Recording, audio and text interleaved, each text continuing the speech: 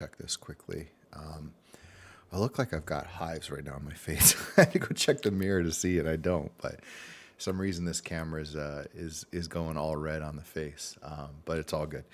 Okay, so I haven't streamed for a couple days, and I just want to make sure everything's working okay here before I get into this because I'm going to use this recording.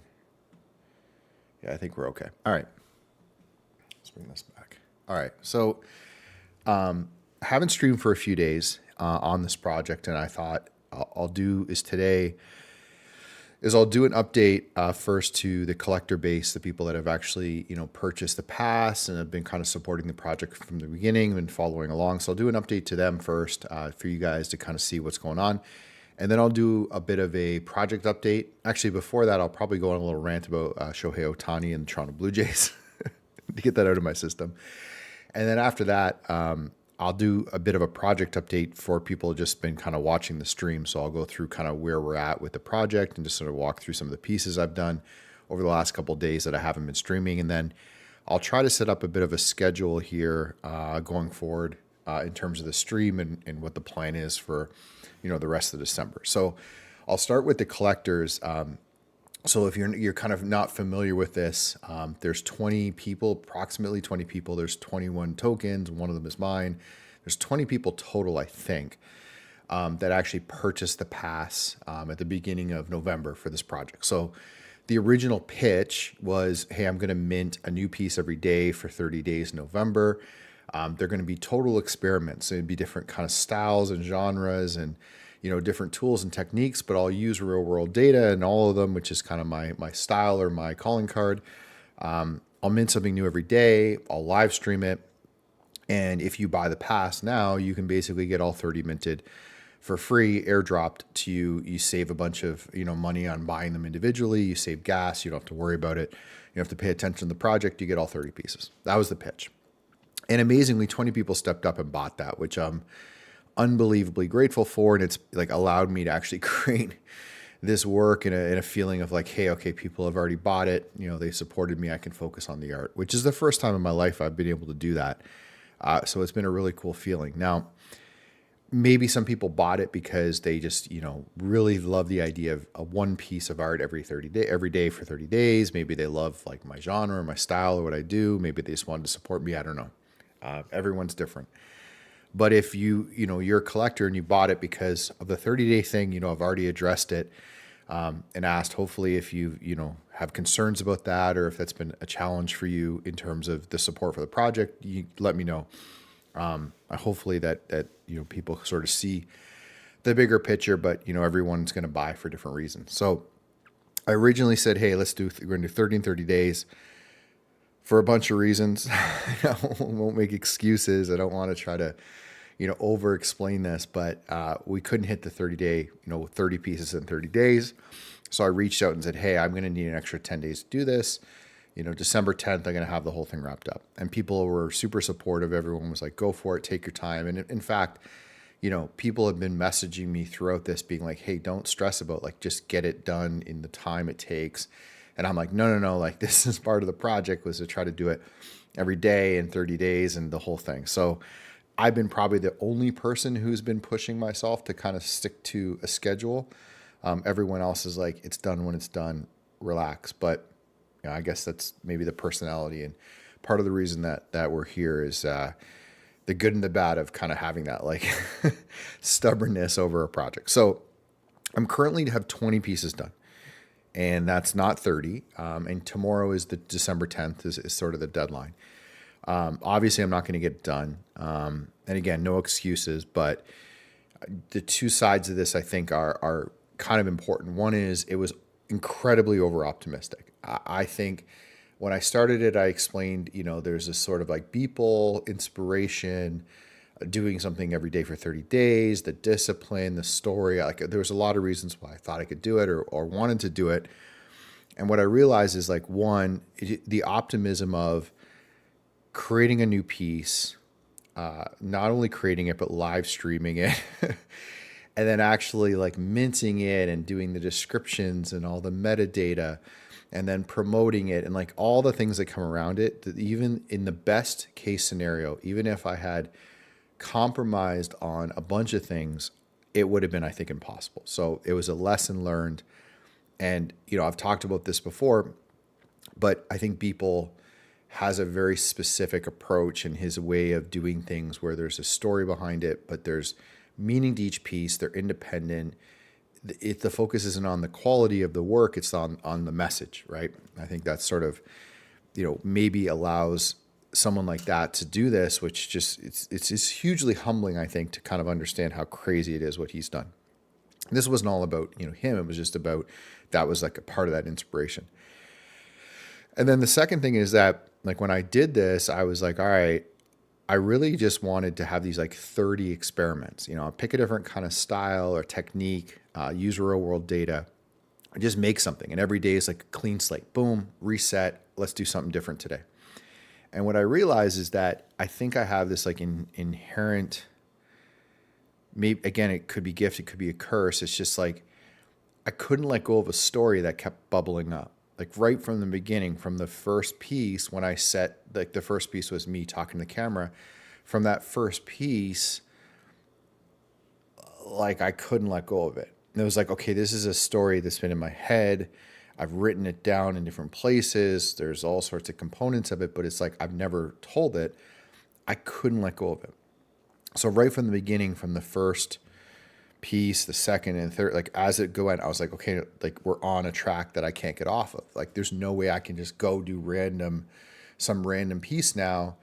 Like we're locked in, and I couldn't couldn't let go of it. So the decision was like, hey, you let go of it, maybe have a chance at doing this every day for 30 days by doing something totally random and simple and different every time, or continue the story. And I couldn't let go of it. So the end result was we're behind, slower, but there's a real like story arc, and I think a cohesion to these pieces that are coming together that I'm very proud of. So compromise is, we're not going to get it done in the 30 days. Obviously, that's passed. We're not going to get it done in the 40 days. That's going to pass tomorrow. It's going to get done, and I'm not even going to set a date for people on it because I don't want to keep doing this, right? I don't want to keep saying, okay, another 10 days, another 5 days, 3 days, whatever. The only, like, I'm not even going to do it because my tendency, like, I'm not going to do it because things can happen. One thing I'm not going to, okay. So one thing that I have to mention, I was going to mention for the streams is that, I was in this kind of mental state before once in my life where I was just like so relentlessly focused on something. I was sitting down every day for like 12, 15 hours a day, and I ended up in the hospital due to specifically doing that. And it's in the back of my mind, and I'm, realizing that I've been doing it this month, and I have to stop. So I can't just put my head down and be like, nothing is going to stop me from blank date, because that's not true. If I end up in some situation, lots of things could happen that would mean that I don't get there. So I'm not going to put a date on it, but I can tell you that there's no other priority in my life. There's no other project that's in the way. There's no other deliverables I'm working on. There's no recreational activities that I'm like, okay, I got to do this, or this is the only thing that I'm focused on until it's done. And I'm working on it every day. I haven't streamed the last couple of days because of a medical thing. It's just difficult for me to stream right now, but I've been working on it nonstop. I won't even say the amount of hours per day because, again, I got to be careful with myself, because if I do too much, we will run into issues. Okay, so it's going to get done. There is a story here that I'm very proud of. I think the final work will be worth it when you see kind of everything comes together. But this is sort of my update to people that have collected and bought the pass, is that you're getting the whole thing. It's happening. And it's going to happen as quickly as possible, but I'm not going to compromise on the integrity of the story now that I'm telling, but I'm also not delaying it. I'm not like, okay, we're going to now take like a week for every piece. And no, it's still the same thing. Every day I'm trying to put something out. Some days it's been 2 days. I think there's been a couple days it's been 3, but mostly 1, 2, or 3 days. Full focus, it's going to get finished. You can figure it out. Okay, so that's the update to collectors on the piece. I hope that makes sense. And again, if you have any questions, you just reach out to me and we can chat about it. So now, in terms of, well, let's take a little break because I'll rant about this Shohei Ohtani thing really quick as a little interlude, and then I'll jump into to update on the art stuff. So, I'm a gigantic Blue Jay fan. People that kind of know me know that. I'm a pretty big like Toronto sports fan in general. Well, I shouldn't even say that. Toronto Raptors, Toronto Blue Jays. Not a hockey guy at all. Never cared about hockey. Watched it very briefly. I think I was like an Avalanche fan. I just don't care. I grew up watching American television. My dad bought a DirecTV satellite dish when I was young, so I was so focused on American sports. So it's Raptors for me. It's Blue Jays for me. I grew up near the Bills, so I was kind of a Bills fan, but weirdly just like adjacent, like just sort of went to games, but wasn't my team. I actually, not to go on a huge story, but I became a Green Bay Packer fan as a sort of a attack against a friend who was a Cowboys fan, and then Brett Favre.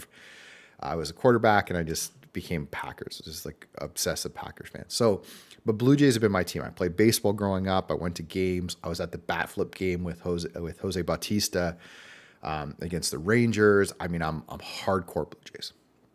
And right, like recently, maybe it's been just like the kind of the thing I've been going through, and just like frustration. But I've been taking out a bit on Jays fans the last couple of days online because the optimism around the Shohei Ohtani thing was crazy. And I was like, makes no sense to me. Like, I've been very, very critical of the Jays because back when the Jays made their run, the bat flip game, we had a Canadian GM, Alex Anthopoulos. He was like, grew up in the, baseball in Canada, Expos, Blue Jays, worked his way up, Canadian kid, I think the youngest GM, built this team, got us to the playoffs. Like the vibe of that team that year was just like, that was a winning team. And they didn't make it. They lost to Kansas City, I think, in the next round. But like, you felt it. Like, that was a real team. That had a chance to win a World Series for the first time in like 20 something years, since 93. And I remember that year, like after that year, they had a choice. Like, do you keep that team together and you make another run for it, or you blow it up? And logically, if you sat down and looked at the numbers and the payroll, you just like, you shouldn't go forward. But from a like pure watching that team and how they came together, you had to go for it again, in my mind. And it was like, there was guys like David Price, it was Bautista, Edwin Encarnacion, and then obviously the GM. And you could tell what happened. And I'm not an insider, I don't know anything. I just sort of kind of piece it together from what I read and what I saw.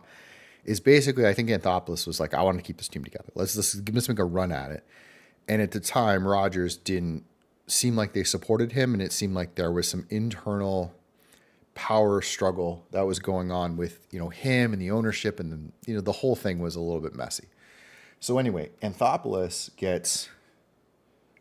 basically gets. Hopefully this audio is working. If not, this is a waste. But Anthopoulos basically gets, I don't know if he gets fired, I can't remember what happened, but he's gone. So he's gone from the Jays, takes a year off. Nobody hears from him again. It's like, what the heck? So the Jays go out and sign or hire Mark Shapiro, who was famously, I think, well, I knew a little bit about this at the time. He was Cleveland Indians general manager, and he was known for two things. He was known for being able to get the best sort of payroll. So they weren't a high payroll team. Cleveland's not a big city in terms of Major League Baseball, so he was able to get a lot of that team for what the money they were spending. That was one. And two, he oversaw the reservations or the renovations in the stadium in Cleveland, which he was kind of, I think he got an article in like Sports Illustrated about, like, he had a lot of a strong reputation in Major League Baseball about his ability to sort of do that, right? Like reno a stadium, run through that whole process, like very smart businessman. So they hired him. And when they hired him, it was like, you knew what was coming. It's like, okay, it's a business decision. They got to do something with the Rogers Center / Skydome. They brought this guy in. He's like a real, business baseball professional. And Rogers is business. It's not an ownership group that is like obsessed with winning a World Series. It's an ownership group that's obsessed with making money and branding and ownership and all the stuff that goes around, like aligning a baseball team with, with a media conglomerate like Rogers. So he hires Ross Atkins, which is like, he's like, if you want to like go look at Moneyball as a movie, that's Ross Atkins, same idea, right? Like just like runs the numbers, looks for like the value in players, like does projections, tries to figure out like the right thing to do based on the stats. He really is a Moneyball guy. Whether he's ever admitted that or not, he is. So now all of a sudden this like ownership group has basically replaced, this young kid who's like fired up to win a World Series, build a team, just had the attitude with basically two robots, guys that are like know how to run a business. And I was pissed, and I've been pissed since that moment. Atkins or Anthopoulos ends up like going back and being the general manager of the Atlanta Braves.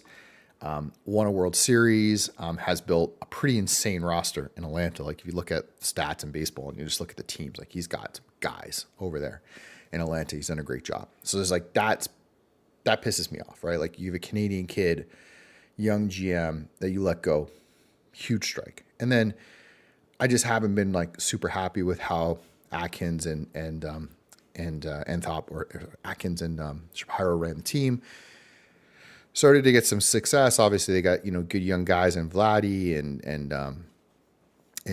Bichette, and the team has been good. But then last year, they get their way to the playoffs, and you just kind of feel again like they just don't have like a real team with the right manager with the right attitude. It was just sort of a good conglomerate of players, but not like a real. You didn't really feel it from these guys. And then of course, they make this stupid decision. They lose in the playoffs. And I'm just like, this isn't it. So that brings us to today, right? People are like, okay, Jays might be an outsider for Ohtani. Like, okay, fine. Like, whatever. You're going to make him an offer. Who cares? You're going after him. He's not signing in Toronto. And I felt that way all the way up.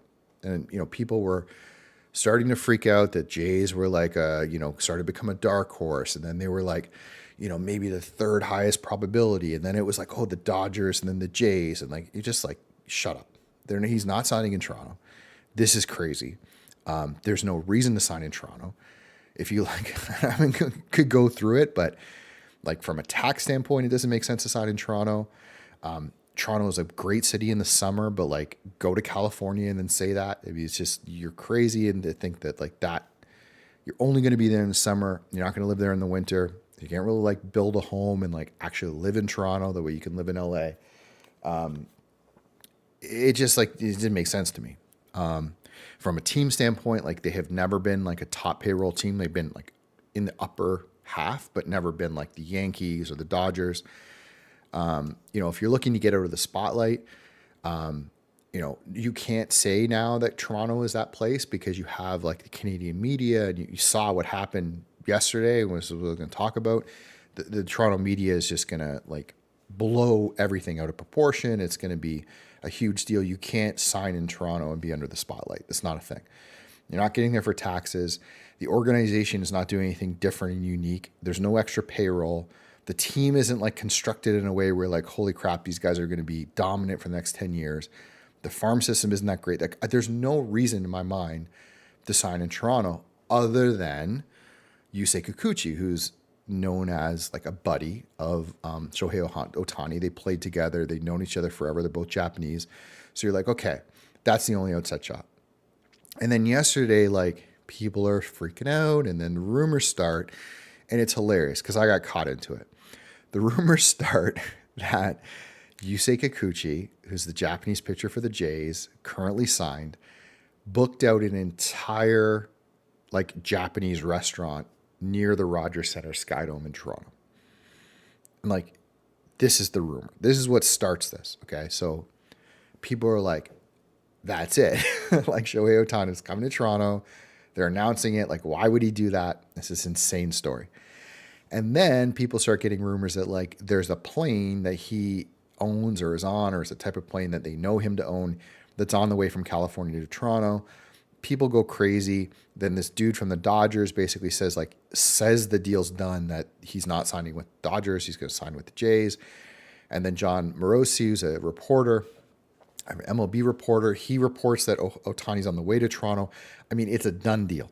People are freaking out. Like, I'm messaging friends. I got my cousin's an air traffic controller. He's talking to controllers to see if anyone knows if he's on the plane. I got another buddy in Toronto that works in the restaurant industry. He's looking into like the restaurant. I mean, it's nuts. And I fell for it. I was like, this could happen. I don't know why. Maybe it's just the Kikuchi thing. Like, I can't think of any other reason he's going to sign in Toronto.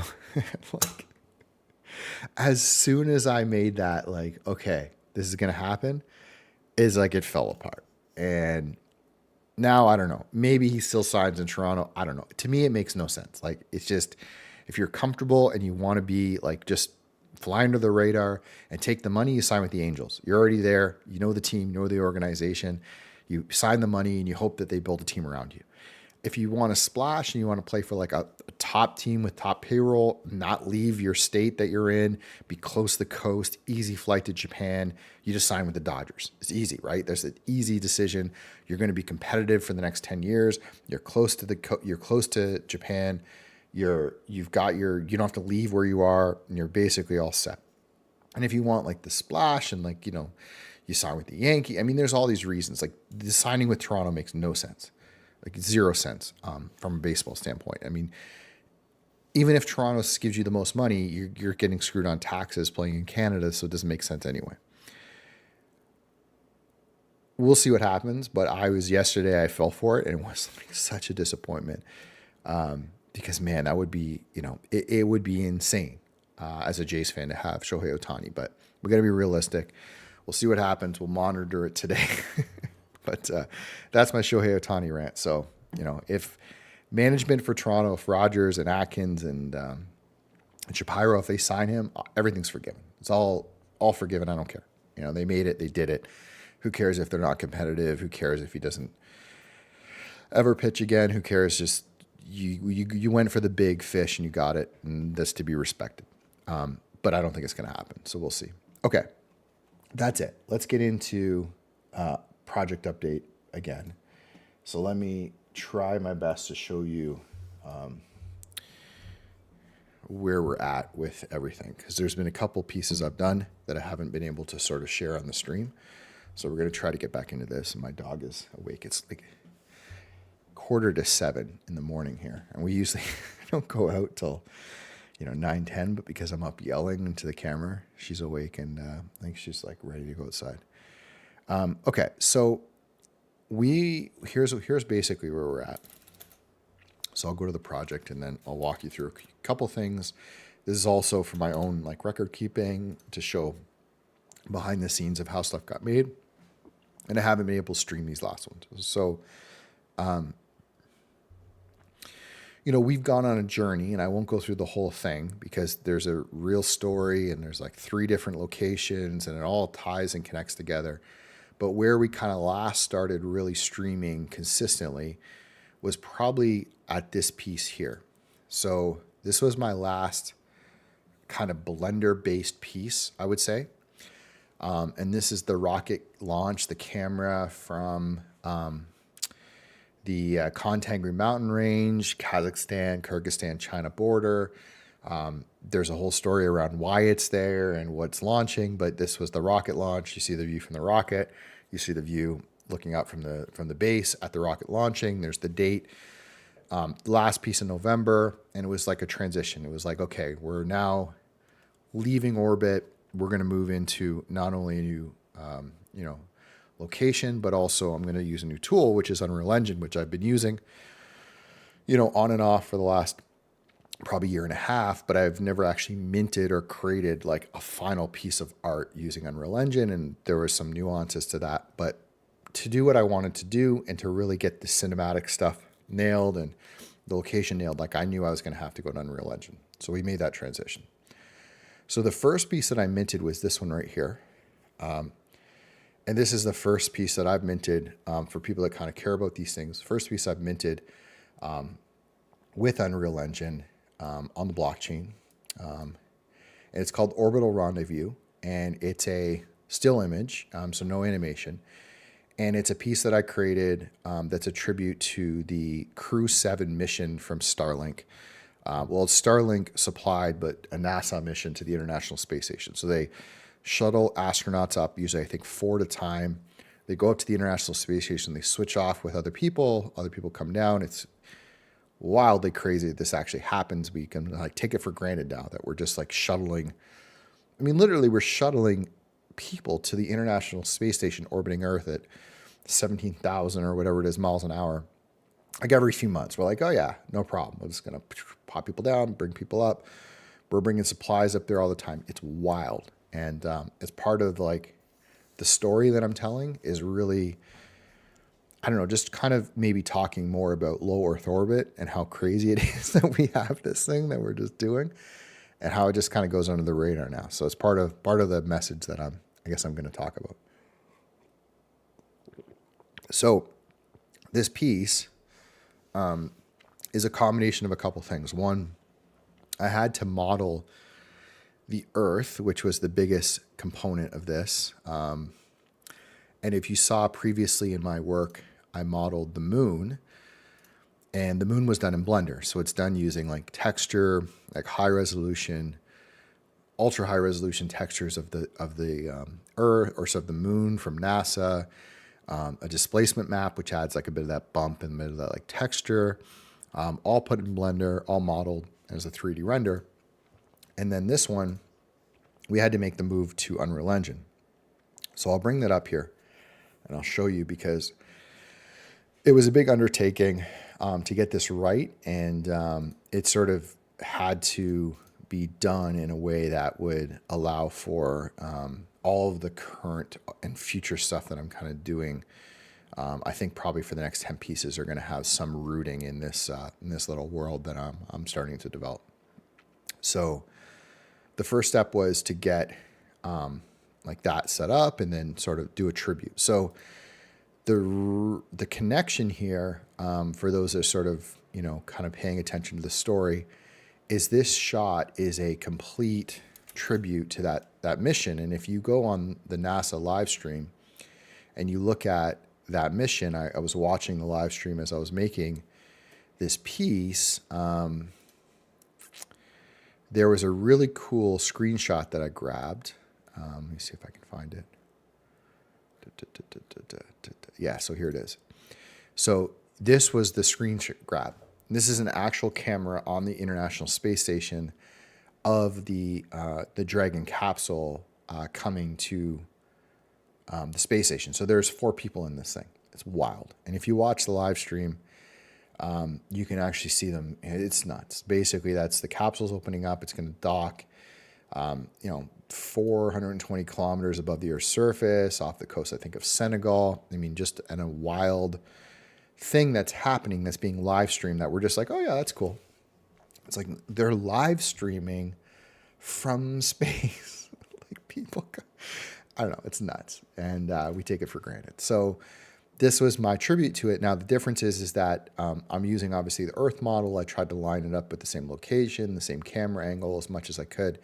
But this is not the Dragon capsule. This is the top of, it's the top of the Vostok 1 rocket that people are so bad that whenever I freeze up when I go to say this guy's name, basically is the first mission to space. So this is the actual capsule that the Russians took to space and the first ever manned mission to space. And I actually found a 3D model of it, so I basically used that. It's very similar. I popped the top off the cap. It didn't do this in real life, but it was a way to kind of tribute this old rocket, which has been part of this project actually since these days. It's this rocket right here. It's the same one that was It's a similar rocket to this. This rocket is the one that they used for Sputnik, which was like the first object in space. But it's the same style rocket, and then inside of that rocket would be the second stage, which would be that, essentially that capsule that was going around the Earth. And anyway, so the point is that was the sort of the tribute to that, and we got that set up in Unreal Engine. And I don't know if I can't remember which level it was. I'll try this one, but I think it was Earth New. I'll just see what this brings up. I just don't remember. Let's see. Did that open up?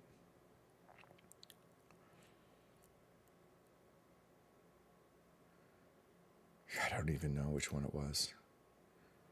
I may have trouble doing this. I'll open up a couple and just see what it was. in Unreal Engine, because it's level based and map based instead of like project based, it's a little different. Okay, so that's not it. That's a test. Pretty sure it was low Earth orbit. Yeah, this might have been it. This is a space station I was testing. I don't know. I don't think this one was it. Spaceship, no. Okay, so it's not it, but it's basically the idea was still the same. It's basically still the same process. Actually, I might as well just open up the other one now, because this one I know is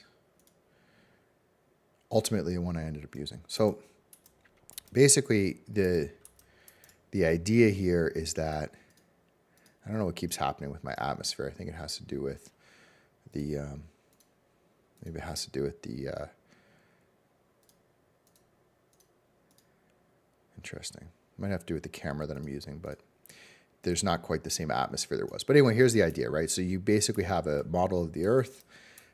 You've got the cloud textures, you've got the light textures, and you have it all connected to the sun, and you can orbit the sun in the background around the Earth, and you can see there's atmosphere here, atmosphere on the side, and then as you come around the front, it reveals the planet, and it has the day-night cycle. So we started with just getting an angle of the Earth that matched that shot, something with clouds in it.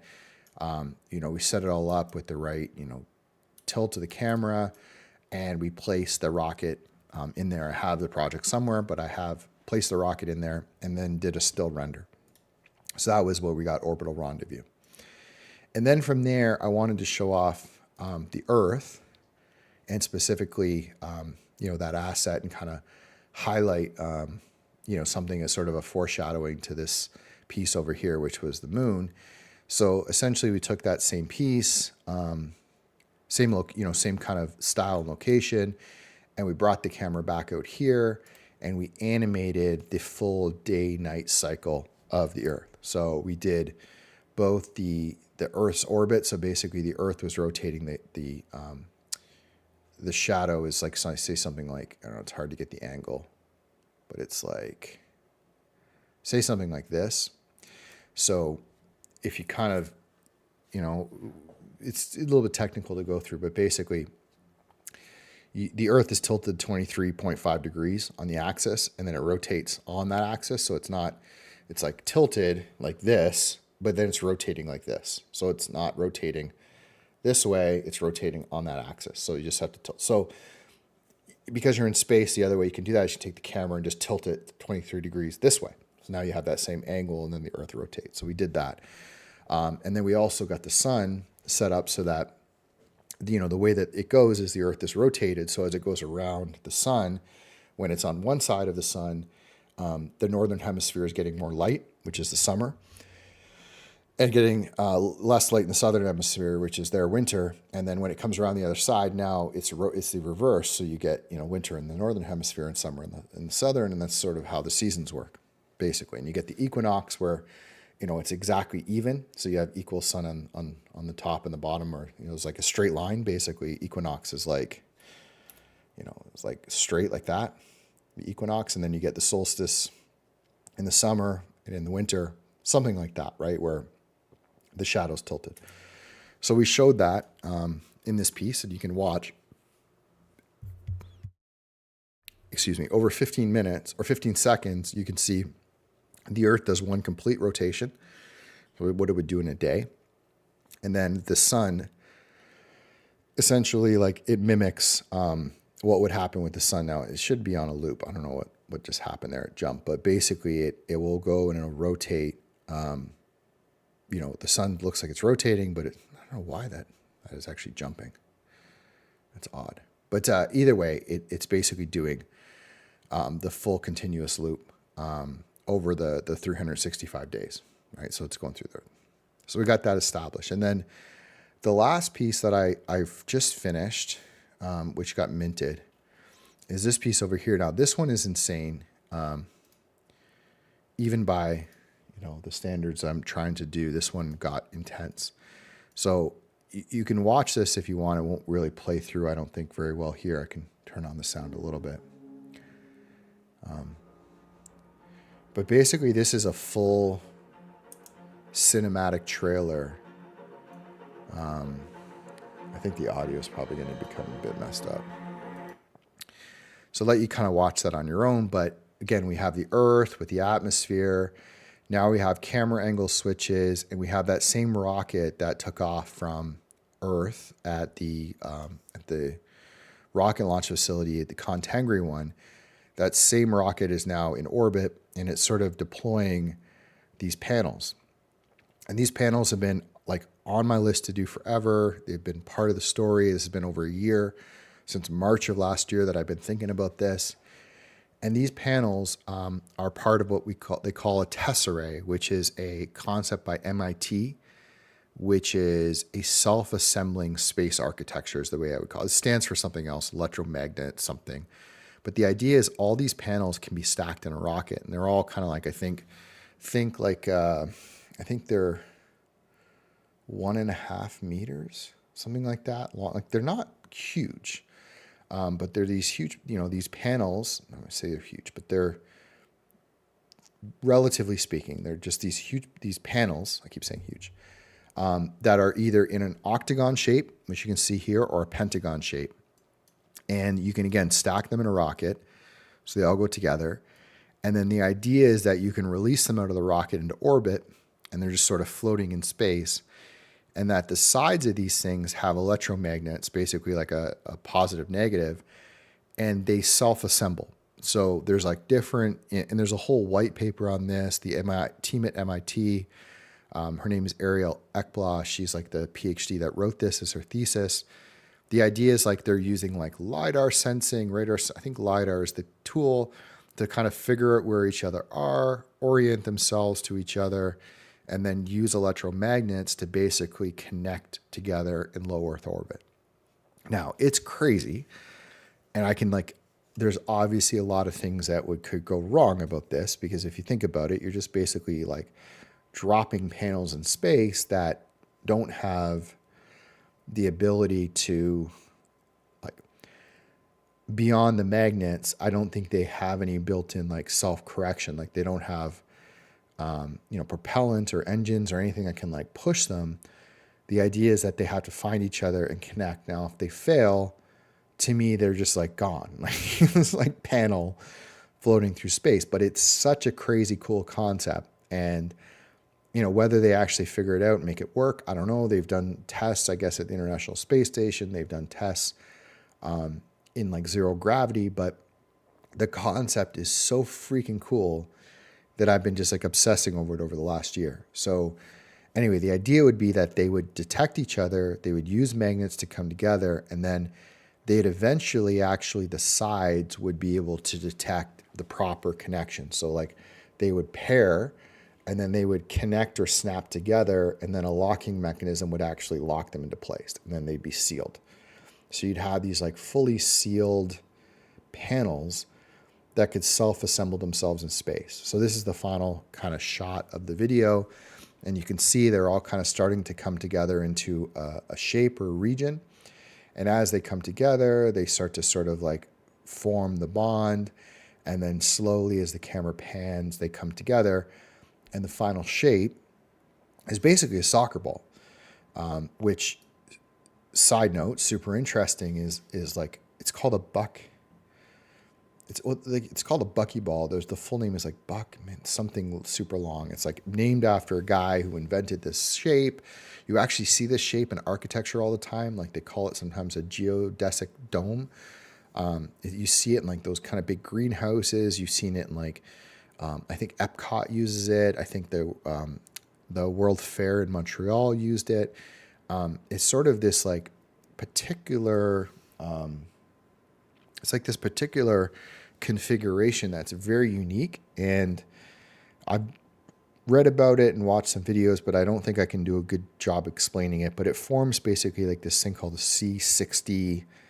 I don't know if it's like it's basically like a chemistry configuration. And it's like one carbon atom bonded in 3 corners. And apparently, like, the shape is incredibly interesting because it's like ultra durable. The bond is incredible at that shape. It has like the most surface or volume to surface ratio.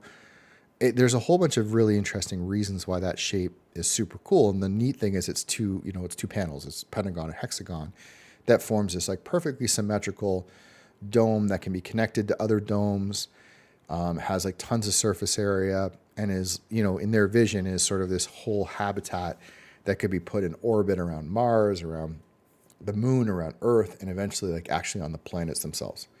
So I'm all in on it. Whether they can do it, I don't know. But from a, pure art imagining standpoint, I think it's like one of the coolest things that I've ever come across. So that was the last piece. So we are now at the stage of like, hey, we're starting to tell this story of what this thing assembles into, and what it all kind of means. Like, why are we up there? What's the point? And specifically what that kind of habitat is. So over the last 2 days, I've been working on this, and I'm really excited about this one. It's come a long way. Again, I've had to kind of put my head down and get this done, but I'll show you where we're at, and then, I'll probably just start working on it today and maybe come up with a schedule here at the end for when I'm going to check in. So this is it here. And you can see that other than just like ignore this weird kind of divoting, because I think it just has to do with the way the glass is done. But you can see I have the full shape. You can see it over here. There's different panels. You have this clear one, clear one, clear one, ones that have this grid, and then you've got this ones that kind of have this funky glass thing going on.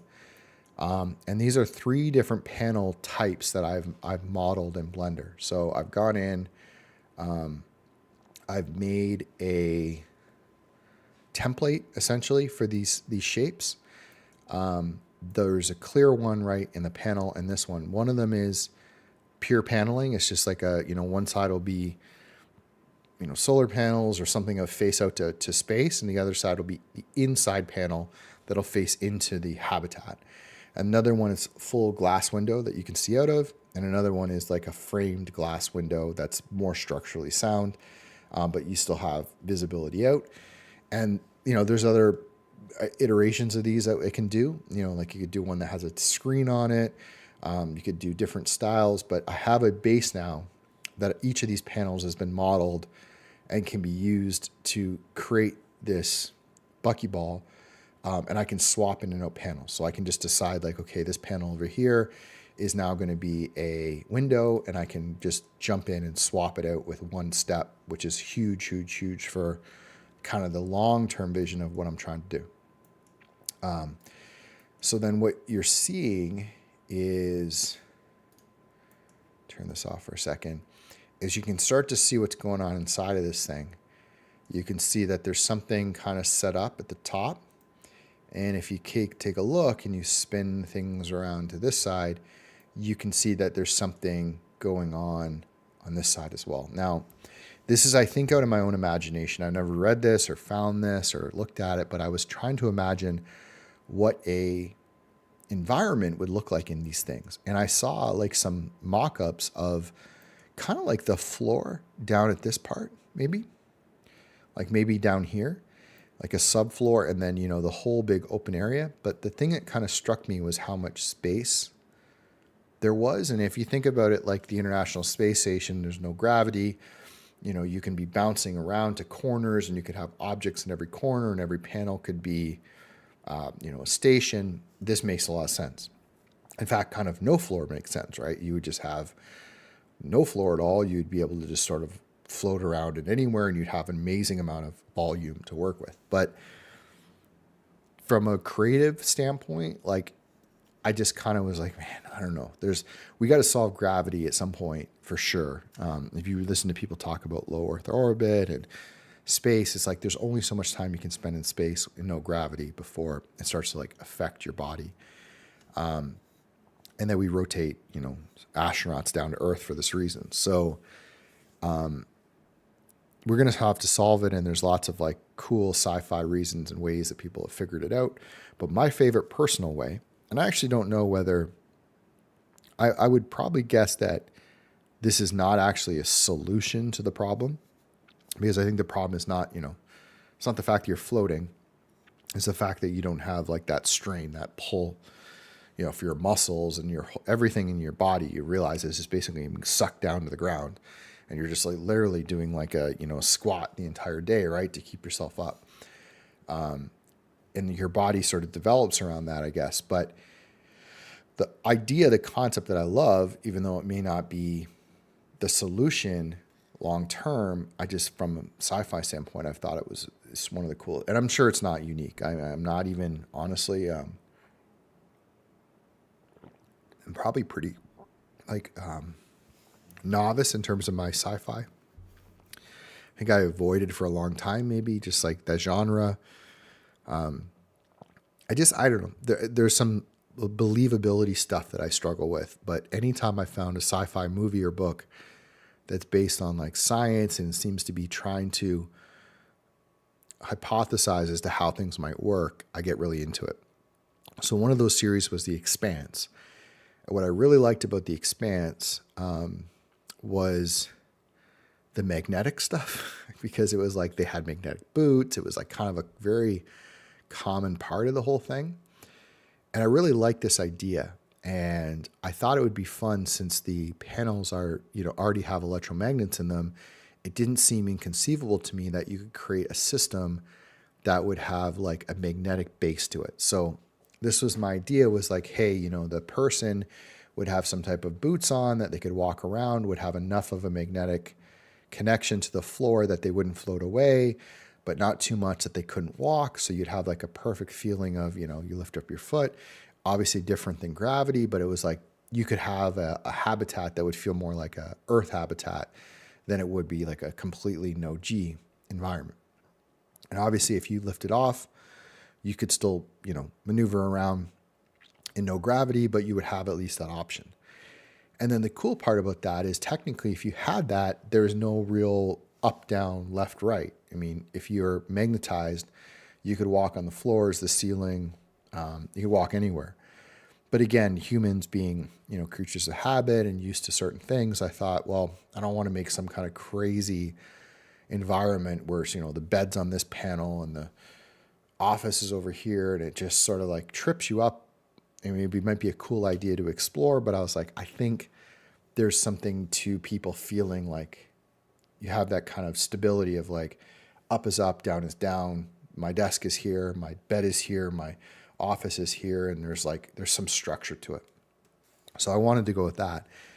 And then, but I really wanted to explore this idea of the space of having like a whole level up and above. So I kind of came up with this concept of this like two-sided floor. So if we go into our view for a second and we kind of go through the door, you'll see you have this sort of kind of platform up here, and I'll show you the full render in a second.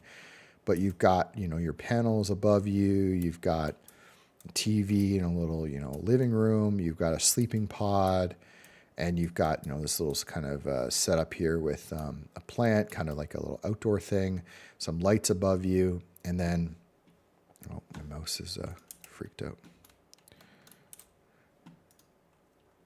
Oh, it's because I have the camera. Shoot. That was a mistake.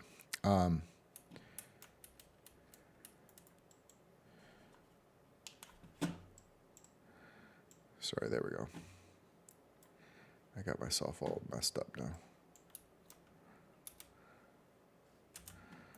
I don't know what the heck happened.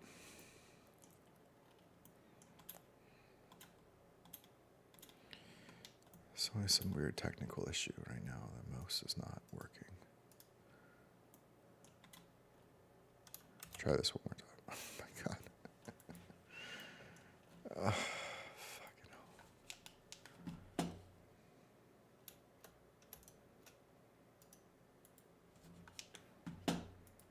All right. We'll try this, see if this works. All right. So anyway, here's the environment, right?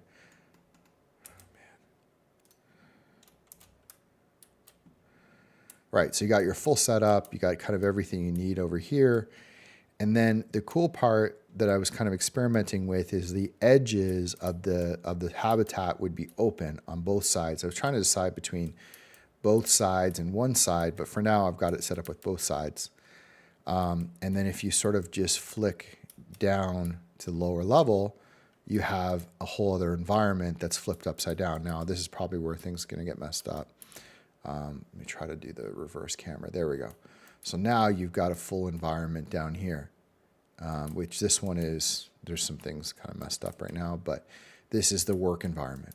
And it's the same exact setup. And since you got the door, you know, everything's symmetrical, the same deal, but you have a full different environment, and you could be on either side of this space using the magnets, and you would feel no different. You'd still have perspective and feel like you're, you know, in a no gravity environment or gravity environment where you could walk around, but you wouldn't have that. You'd have like double the floor space basically than if you put the floor at the bottom and had all this, you know, space above you. So let me show you what this looks like. I just need to get rid of this one thing that got for some reason added. It should be hidden. I think it's this thing right here. I think it's that. Yeah, there we go. Okay, so we're set up. So let's take a peek at this thing with the actual camera running. So give it a second to load. Hopefully this doesn't mess up.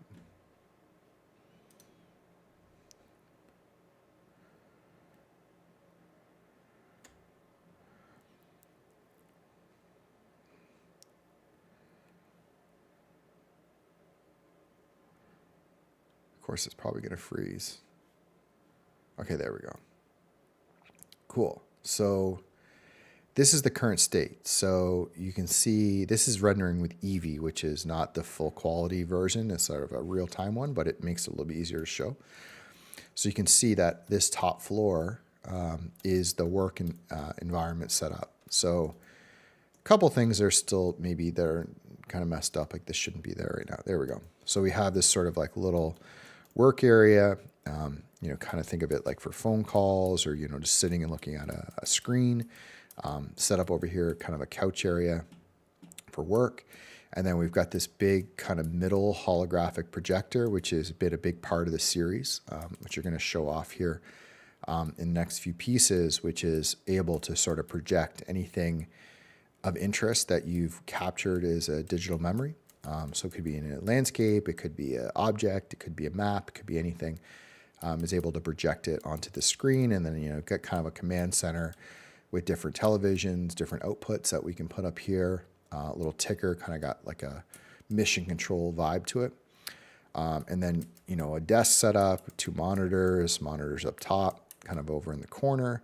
And then this is probably going to get replaced with something more modern, but is like a little lab setup with, you know, all the computer stuff, experiment stuff over here in this side. So this is like your work quarters, and it's all set up with kind of the blue lighting and the environment. And if you look out the window, you see right now, you just see the space backdrop, but you can kind of look outside and see out this window, or you can look out this window and see whatever's outside, which right now is this galaxy. And then if you drop down low, which this is something I'm going to work on today, which is like, I want to kind of create this setup, and I don't know if I'll end up cutting one side out and making only one side the entrance. But what I was imagining is like a staircase that's a 180. So it's like if you cut out, essentially cut out, like on the screen, I can't move my mouse because I'm in first person mode.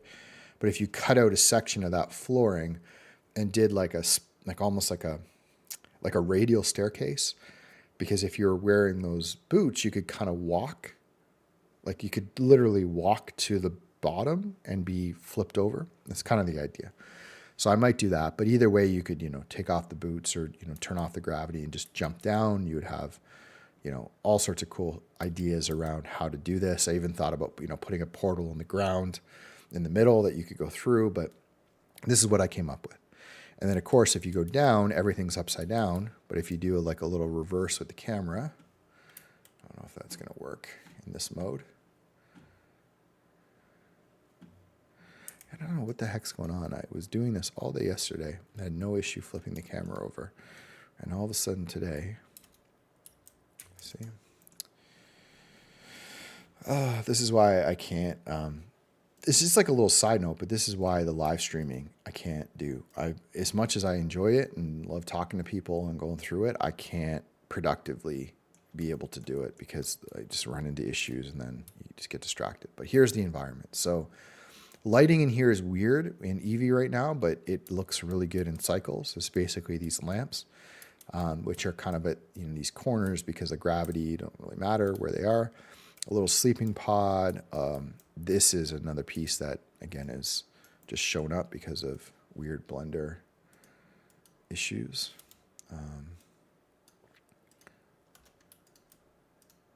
Anyway, that piece is not supposed to be there.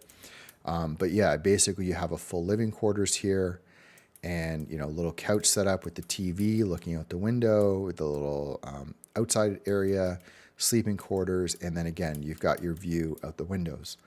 And what's really cool about this, if you kind of go out from this angle, you see the way that the design works is on this side with the panels, you've got more coverage on the ground level or on the work level.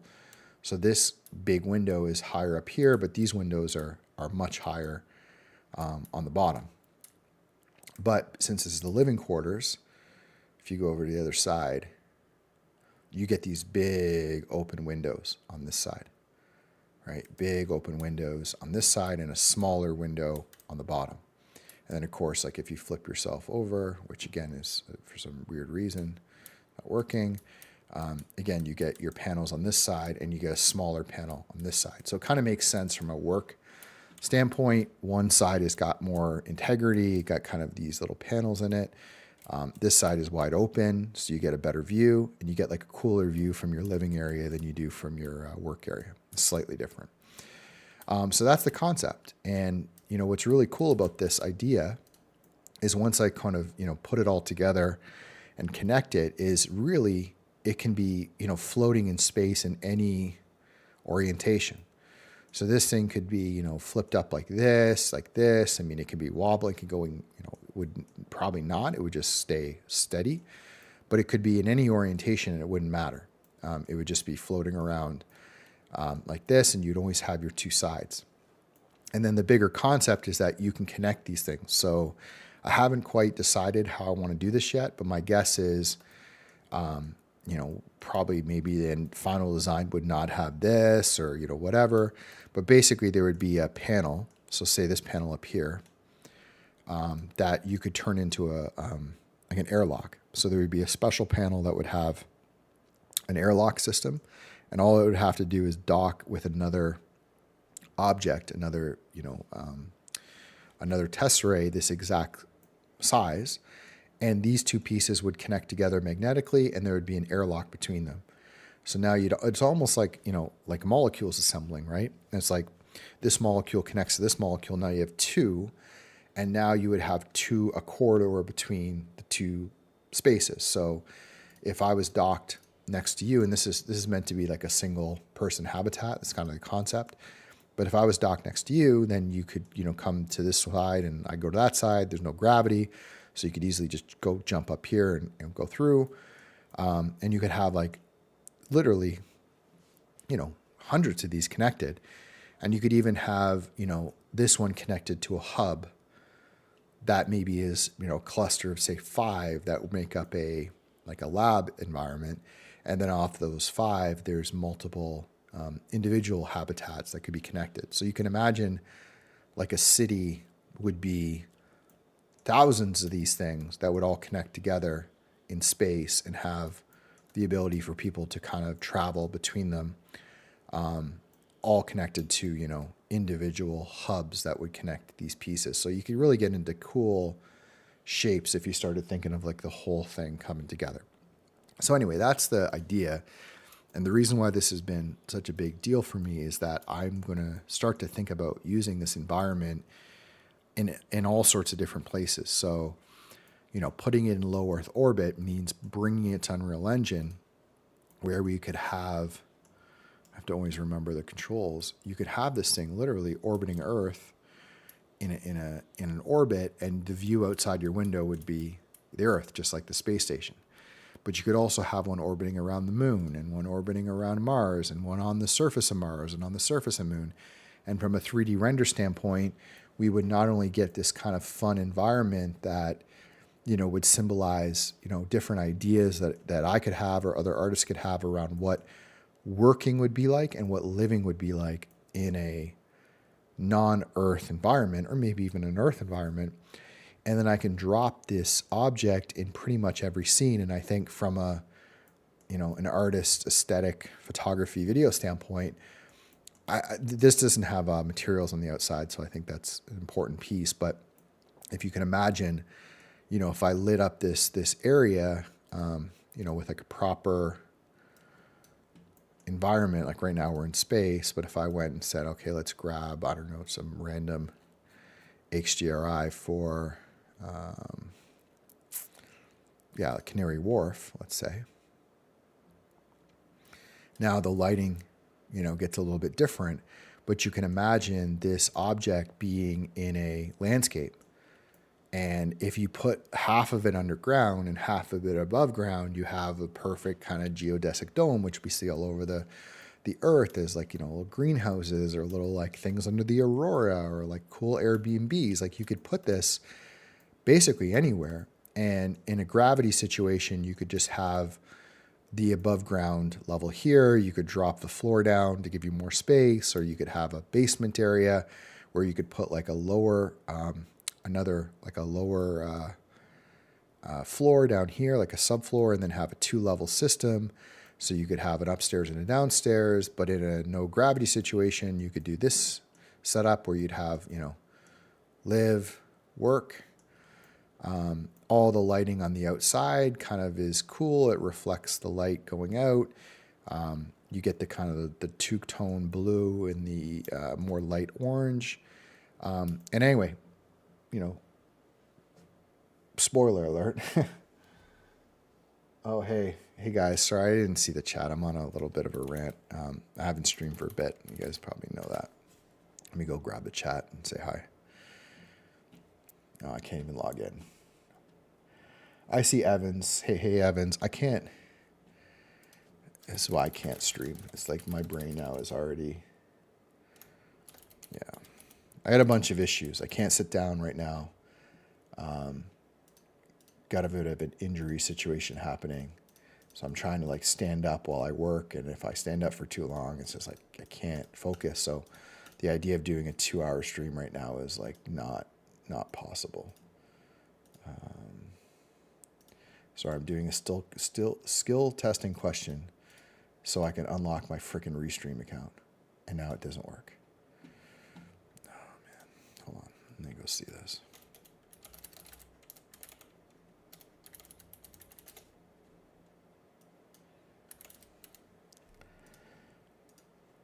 Hopefully this works.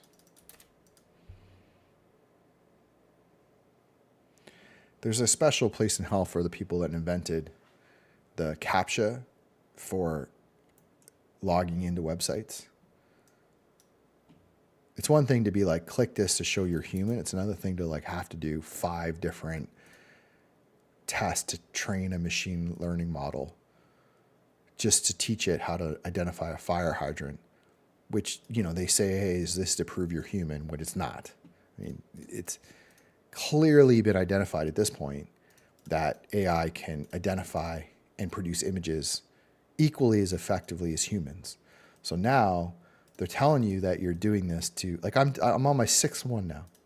I'm on my 6th straight of these things. And one of these days I'm going to change this channel to like follow the money conspiracy theory channel, because I guarantee you, if you look at how much money these guys probably make off of these CAPTCHAs to sell this data for training for, I don't think I'm gonna be able to see the chat. Yeah, I can't, because it didn't load it up. But yeah, anyway, that it's such a scam, and they keep saying, hey, it's to say you're human. It has absolutely nothing to do with that. But anyway, yeah, this is the environment. So it's sort of modular. I can change these out now super easily. So I can just click on any panel and I can just go into the object and I can change this to the window. And now we have a window on this side or on this side, or, whichever ones you want to do. We can change these. And the ability for me to change, anything about this in terms of the design. So I can change the materials on the glass, the materials on the edges. They all fit together perfectly. There was no light leaking, and a full two-sided environment with all the textures I need to start to drop these things into different environments and worlds. So I'm going to focus on getting this one done. I'm going to do some type of a little animation for today's piece, and then the next thing I'm going to do is bring it into Unreal Engine and actually load it up inside of the current animation that I have, so that I can actually go inside of it better than what you can in Blender right now, which is just the first person view. But once it's in Unreal Engine, this is a mannequin to scale from Unreal Engine, so we'll be able to walk around this environment in like a full video game style. And then be able to do all the cinematics, which, some camera stuff going from floor 1 to floor 2 and, flipping the camera around like this. And then a whole bunch of different storytelling things that I want to do with the projector and this sort of setup that I have inside. So that's it. That's the update. I'm not going to stream this today. I'm going to focus on getting it done. But I wanted to kind of give a quick update to people on the stream. Just connect with me on social media, say hi, Discord or social. But I'll try to stream, maybe for an hour a day and just sort of update on where we're at. But in terms of actually streaming this as I work, it's not possible. Too much of a distraction, and just physically can't do it right now. So I appreciate it. And, we'll come up with a better schedule once we're all through this project in this month. So yeah, appreciate everyone. And that's it for today. And I should be back at it maybe tomorrow.